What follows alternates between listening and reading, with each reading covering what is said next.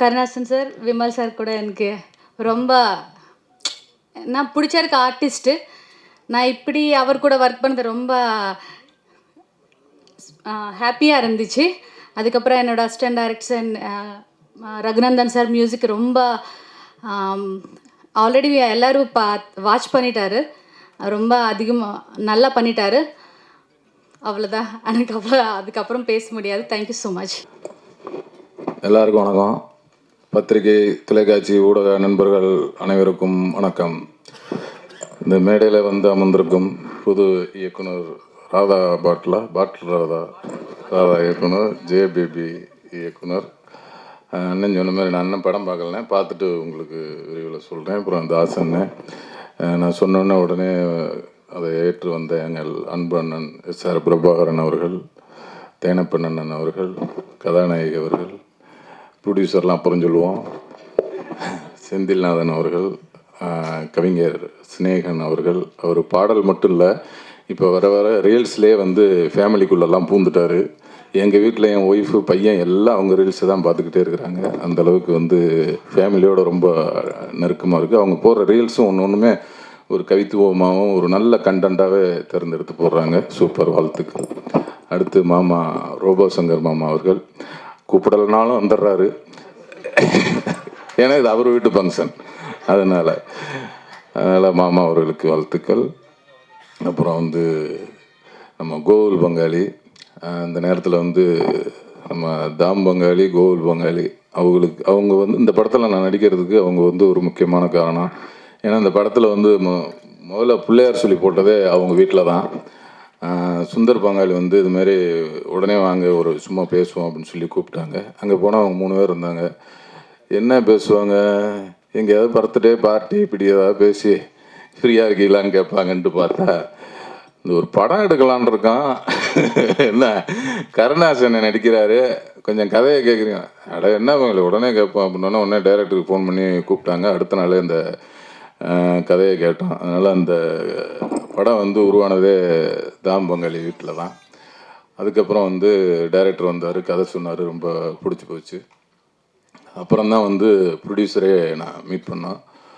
எல்லோரும் சொன்ன மாதிரி ப்ரொடியூசர் சிவா கலரி அவர்கள் வந்து அண்ணன் சொன்ன மாதிரி உண்மையிலே ஒரு வெளுத்த தாய்ப்பால் தான்.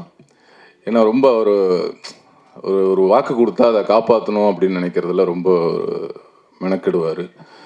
அந்தமாரி ஒரு நல்ல கதையை பண்ணணும், ஒரு காசுங்கிறது முக்கியம் இல்லை, நம்ம ஒரு ஸ்டாண்டர்டாக ஒரு நல்ல படம் பண்ணணும் அப்படின்னு நினைக்கிற ஒரு தயாரிப்பாளர்.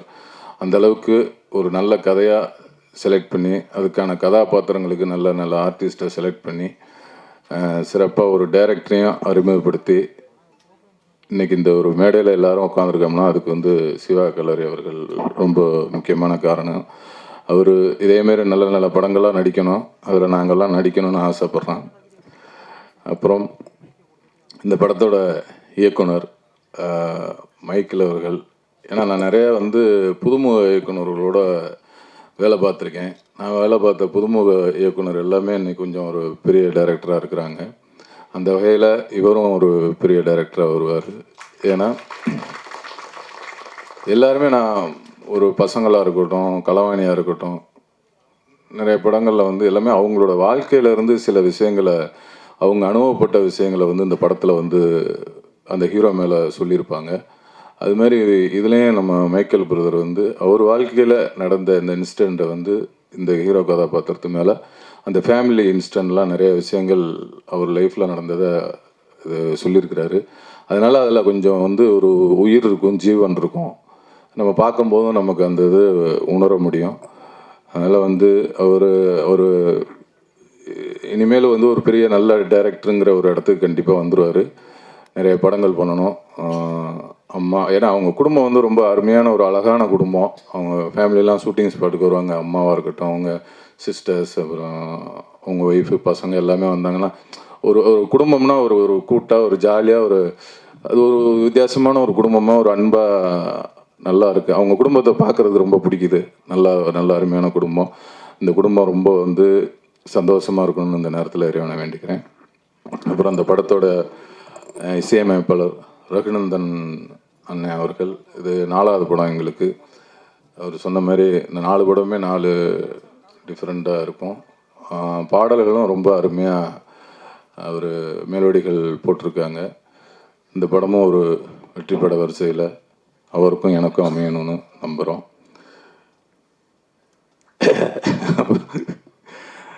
ரொம்ப நன்றி, இவ்வளோ நேரம் இருந்தீங்க. அப்புறம் வந்து நம்ம கருணாசனனும் நானும் வந்து ஒரு 15 வருஷம் பழக்கம். ஆனால் படமாக பண்ணது வந்து இதான் ஒரு 15 வருஷம் கழித்து இவ்வளோ அழுத்தமான ஒரு கேரக்டர் பண்ணணும் அப்படின்னு சொல்லி, அதுவும் ஒரு மைக்கேல் பிரதர் மூலியமாக வரணும்னு சொல்லி இத்தனை வருஷமாக காத்திருக்கிறதா நினச்சிருக்கோம். ஏன்னா அந்தளவுக்கு ஒரு அழுத்தமான கேரக்டரு. ரொம்ப அண்ணனும் ரொம்ப ரொம்ப எங்களுக்கு ஒரு ஃபஸ்ட்டு ஒரு நாள் 2 நாள் கொஞ்சம் அதை பிடிக்கிறதுக்கு ஒரு மாதிரி எனக்கு கொஞ்சம் இதாக இருந்தது. அப்புறம் 2-3 நாள் ஷூட்டிங் போனதுக்கப்புறம் அதுக்கப்புறம் தான் அந்த கேரக்டருக்குள்ளே போக முடிஞ்சுது. ஃபஸ்ட் நாள் பார்த்திங்கன்னா நம்ம திருநெல்வேலியில் ஆம்புலன்ஸ்குள்ளே உட்கார வச்சிட்டாங்க. எனக்கு தான் க்ளோஸ் வைக்கிறாரு. கருணாசனே வரல, ரெடி ஆகிட்டு இருக்கிறாரு. எனக்கு ஃபஸ்ட்டு வந்து கேமரா வச்சுட்டாங்க. வச்சோன்னே ஓகே இங்கிட்டு பாருங்கள் பிரதர், இங்கிட்டு பாருங்கள், இதுதான் இப்போ அவர் அண்ணன் இதை பேசிகிட்டு இருக்காங்க. அப்படியா அப்படின்ட்டு நான் வழக்கம் போல் நம்ம நடிப்பை கொட்டினோம். உடனே அப்படி இல்லை, லைட்டாக பாருங்கள், கண்ணை சுமிட்டாதீங்க, கண்ணை இங்கிட்டு பாருங்கன்னாரு. ஐயையோ அப்படின்ட்டு ஒரு 6-7 டேக் ஆச்சு. அப்புறம் கஷ்டப்பட்டு ஓகே பண்ணியாச்சு. அப்புறம் அடுத்து அண்ணன் வந்தார், கருணாசன் ஃபுல் மேக்கப்போட எல்லாம் போட்டு என்னப்பா ரெடியா அப்படின்னாரு. எனக்கா உள்ளுக்குள்ளே சிரிப்பு. சரி வாங்கினே வாங்க அப்படின்ட்டு இங்கிட்ட வச்சாங்க கேமரா. அவர் அண்ணன் உட்காந்தாரு. என்னப்பா டைலாகு? Right okay ready. இன்னாரு வித்து இன்னாரு அண்ணா எப்படி இல்லைண்ணே. எனக்கா அங்கிட்ட சிரிப்பு. இவ்வளோ நேரம் நமக்கு டவுசர் கிடந்துச்சு. அடுத்து அண்ணன் வந்தார், டுமுன்னாரு. பார்த்தா அவர் அப்படியே இன்னொரு அப்படியே 3வது டேக்கில் அப்படியே என்னைய பார்த்தாரு. இப்போ தானே முடிச்சிருக்கேன் நான் அப்படின்னோன்னே. அப்புறம் அவர் 6-7 டேக் போனோம். என்னப்பா அது ரொம்ப இதாக இருக்காப்புல, நல்லா தானே பண்ணுறேன், என்ன ரொம்ப அப்படின்ட்டு. அப்புறம் போக நல்லா வரணும். ஆமாம் நல்லாத்தான் பண்ணுறேன்னு சொல்கிற மாதிரி பண்ணால் நல்லாத்தான் வரும், நமக்கு வர்றதானே தம்பி நம்ம பண்ண முடியும் இல்லை அப்படின்னாரு. இல்லைண்ணே நல்லா தானே இருக்குது, பண்ணால் கொஞ்சம் நல்லா இருக்கும்ன்ட்டு. அப்புறம் அவரும் 2 நாளைக்கு அப்புறம் இந்த 2 நாள் இந்த ஒரு மாதிரி கஷ்டம் இருந்தது. அதுக்கப்புறம் 3ஆவது நாள்லேருந்து அந்த டேரக்டர் என்ன நினைப்பாருன்னு எனக்கும் புரிஞ்சிருச்சு, அண்ணனுக்கும் புரிஞ்சிருச்சு. ரெடின்ட்டு அதுக்கப்புறம் டக்குன்னு போயிடுச்சு. அதெல்லாம் முடிஞ்சதுக்கப்புறம் அப்புறம் டப்பிங் பேசுனாங்க. டப்பிங்கில் இப்போ கரெக்டாக என்னை தான் ஃபஸ்ட்டு கூப்பிட்டாங்க.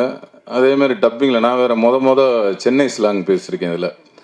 அதில் போனோன்னே சென்னை ஸ்லாங்னா என்ன வாயா குறையா குந்தினியா சாப்பிட்டியா துண்டியா இது ஜாலியாக பேசிடலாம் அப்படின்ட்டு போனால் துண்டியா இல்லைங்க, அது அந்த தூ போடக்கூடாது, தூ பிரதர் அப்படின்னு. ஐயோ என்ன பண்ணுற, இன்னா இல்லை நான் அப்படின்னா. ஐயோ நாவா ரெண்டு. அதை கஷ்டப்பட்டு முடிச்சு டப்பிங் ஒரு 4-5 நாள், ஒரு வாரம் போச்சு, முடிச்சிட்டேன். அண்ணன் கரெக்டாக அடுத்து அண்ணன் கருணாசன் நைட்டு ஃபோனு, என்னப்பா தம்பி டப்பிங்கெல்லாம் முடிச்சிட்டியா? முடிச்சிட்டேனே, உங்களுக்கு நாளைக்கே. எனக்கு உள்ளுக்குள்ள சிரிப்பு. என்ன தம்பி சிரிக்கிற? இல்லைண்ணே ஒன்றும் இல்லை, நாளைக்கானே. சரி போயிட்டு வாங்க. தம்பி நீ நினைக்கிற மாதிரி இல்லை, நான் ட்ராக் வைஸ் பேசி வைக்க சொல்லிட்டேன். போனோடனே அந்த பேசுனதை பார்த்து பேசி விட்ருவேன் அப்படின்ட்டு அண்ணன் ஒரு ஐடியா பண்ணி இப்போ ஃபஸ்ட்டே பேச வச்சுக்க சொல்லிட்டாரு டைரக்டரை. அதுக்கப்புறம் ஈஸியாக போய் ஒரு அண்ணன் பேசி விட்டாரு. அதே அந்த அனுபவங்கிறது. காக்கி அவரும் காக்கி போட்டிருக்காரு.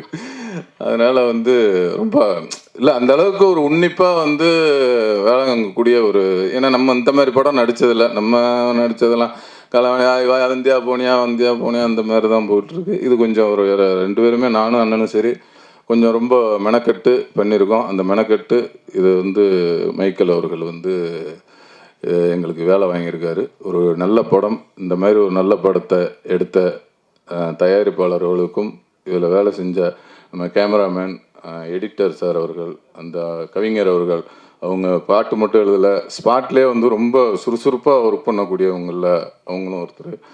அதனால் இந்த படத்தில் வேலை செஞ்ச அனைத்து டெக்னீஷியர்கள், அனைத்து உதவி இயக்குநர்கள் எல்லாத்துக்கும் இந்த நேரத்தில் நன்றி சொல்லிக்கிறேன். அதேமாதிரி மேனேஜர் வெங்கட் அண்ணன், கண்ணன் எல்லாருமே ரொம்ப சப்போர்ட்டிவாக இருந்தாங்க. எல்லாருக்கும் இந்த நேரத்தில் நன்றி சொல்லிக்கிறேன். யாரையும் விட்டு போயிருந்தால் கூட மன்னிச்சுக்கோங்க. இந்த படத்தை நல்லபடியாக மக்கள்கிட்ட கொண்டு போய் சேர்த்து நல்லபடியாக எழுதணும் உங்கள் எல்லாத்தையும் வேண்டிக்கிறேன். நன்றி, வணக்கம்.